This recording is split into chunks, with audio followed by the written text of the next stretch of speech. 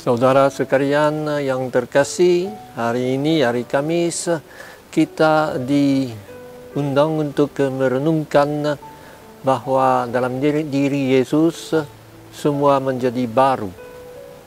Dan ini antara lain dengan membaca Injil hari ini, Yesus yang memberi contoh gembala yang punya 100 ekor domba dan pergi mencari satu yang hilang. Biasanya kita berkata ya tinggal 99 itu cukuplah, tak usah buat hal yang istimewa untuk satu yang hilang. Dan justru nampaknya kata Yesus lebih banyak kebahagiaan di surga untuk Allah Bapa kalau satu orang bertobat daripada ada 99 orang yang dianggap sudah suci. Kita kemarin merayakan orang-orang yang di api penyucian, hari sebelumnya orang-orang kudus. Sekarang kita diundang untuk memikirkan justru orang yang perlu dicari oleh Tuhan untuk bertobat, untuk kembali yang sesat. Dan dalam bacaan pertama, Santo Paulus justru berkata bahwa semua yang menjadi baru sesudah dia bertemu dengan Yesus. Bukan karena dulu dia seorang berdosa, dia seorang fanatik untuk agamanya, dengan menghaniaya dan mengejar orang-orang pengikut Yesus. Tetapi sesudah bertemu dengan Yesus di jalan ke Damsyik, dia menjadi orang yang serba baru. Dan ini menarik membaca teks dari surat kepada umat di Filipi. Dia berkata, yang lain bangsa karena mereka orang Yahudi yang asli, orang Ibrani, orang yang disunat, orang yang dari bangsa terpilih. Saya juga. Tetapi sejak saya temu dengan Yesus, semua itu saya tidak anggap penting lagi. Yang penting justru suatu akraban, suatu kasih kepada Yesus dan menjadi serupa dengan Dia yang merendahkan diri, serupa dengan Dia yang menjadi gembala yang cari domba yang sesat. Dan hari ini memang tidak wajib, tetapi hari ini kita bisa mengadakan peringatan dari satu orang kudus yang namanya Martin de Porres, yang menjadi orang dari Ordo Dominikan, dan dalam ordo itu dia mengambil nama Martin dari Caritas. Orang itu lahir tahun 1579 di Lima, Amerika Latin. Dia lahir secara tidak sah dari ungungan seorang bangsawan Spanyol, Jean de Porres, seorang ksatria dari ordo yang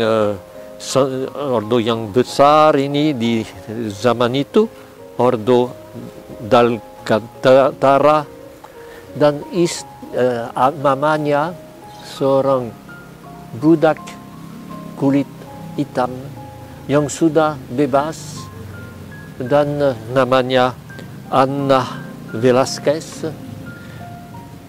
Berarti seperti yang kita alami di Indonesia selama orang Belanda ada, banyak lahir anak dari orang Belanda, bangsawan atau orang-orang yang pegawai tinggi, yang ambil wanita Indonesia bukan sebagai istri, tetapi mereka sudah punya istri di Belanda. Maka inilah yang terjadi untuk Martin de Porres. Dan tentunya hal itu membuat bahwa dia dianggap sebagai orang yang tidak berharga. Tetapi justru dia menjadi orang yang sangat indah. Waktu bapaknya dipanggil untuk tugas di tempat lain, dia ditinggalkan dengan mamanya bersama juga dengan adiknya, karena dia punya adik perempuan 2 tahun lebih muda dari dia. Dan bapa itu bangsawan, tidak peduli dengan mereka. Terpaksa mama itu bekerja dengan keras, dan si Martin selalu melihat kondisinya yang miskin, buat hatinya dekat dengan orang miskin. Kalau waktu masih kecil dia disuruh pergi ke toko untuk beli barang, seringkali duitnya dia tidak pakai untuk beli barang, tetapi dia bagikan kepada orang miskin yang dia lihat di jalan. Akhirnya toh bapak itu kembali memperhatikan anaknya, dan Martin bisa belajar menjadi tukang potong rambut, yang juga pada zaman itu adalah semacam ahli bedah, semacam tubib. Dan dia sangat berbakat dalam hal itu. Mula-mula orang tidak mau ke tempatnya karena justru dia orang yang setengah hitam, setengah ya. Tetapi lihat kepandaiannya dan kebaikan hatinya, sehingga dia selalu mengobati orang miskin tanpa minta mereka bayar. Dia selalu dekat dengan orang sakit. Dan akhirnya pada umur 18 tahun dia masuk Ordo Dominikan. Dan di situ dia mau menjadi dari orang yang paling rendah, selalu kerja yang paling sederhana, menyapu dan seterusnya. Tetapi toh juga dipakai sebagai